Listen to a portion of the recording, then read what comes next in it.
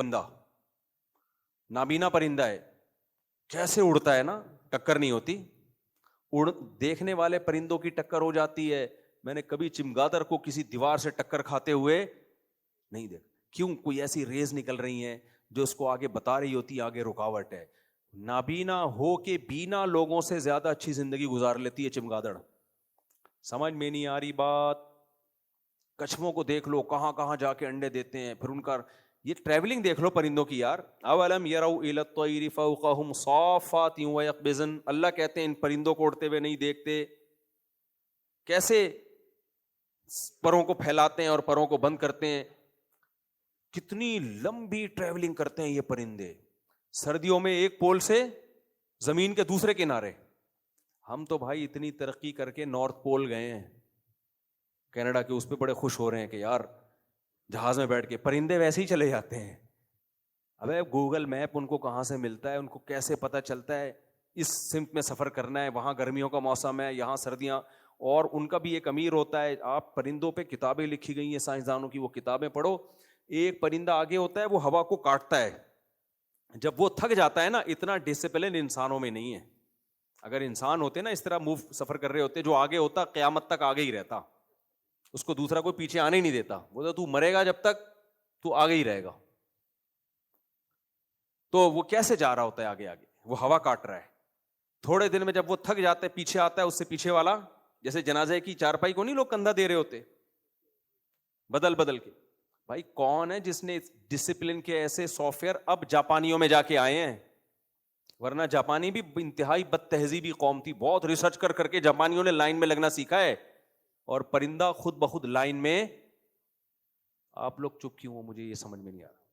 پرندہ خود بخود لائن میں لگا ہوتا ہے, اور لائن میں تمیز سے سفر کر رہا ہوتا ہے, ہوا کو کاٹ رہا ہوتا ہے, ایک کے بعد دوسرا, دوسرے کے بعد تیسرا. اتنا دیمک کو دیکھ لو, دیمک, میں نے ایک دفعہ ایک کتاب پڑھی تھی دیمک کے گھر کے بارے میں.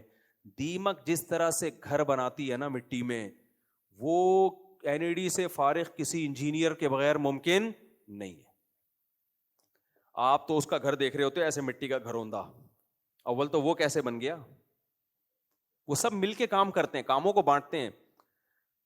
کمال یہ نہیں ہے دیمک کا جو گھر بن جاتا ہے, کمال یہ کہ اس کے اندر وینٹیلیشن کا اور ٹیمپریچر کو مینٹین رکھنے کا جو انتظام ہوتا ہے, یہ ٹیکنالوجی اور یہ مینٹیننس تو انسان نے ہزاروں سال کے بعد جا کے اب سیکھی ہے, اور ابھی بھی پوری طور پہ نہیں سیکھی.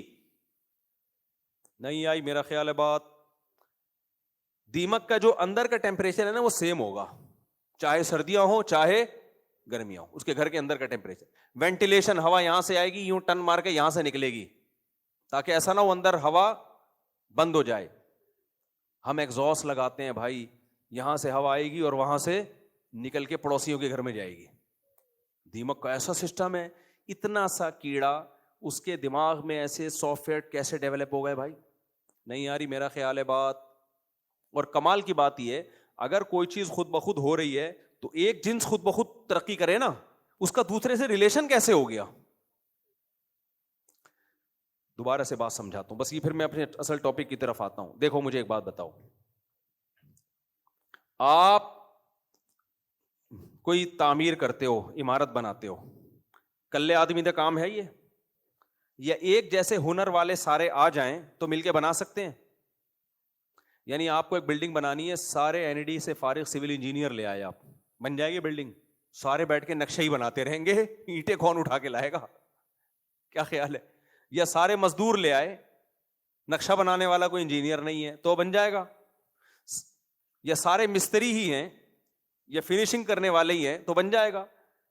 نہیں بنتا.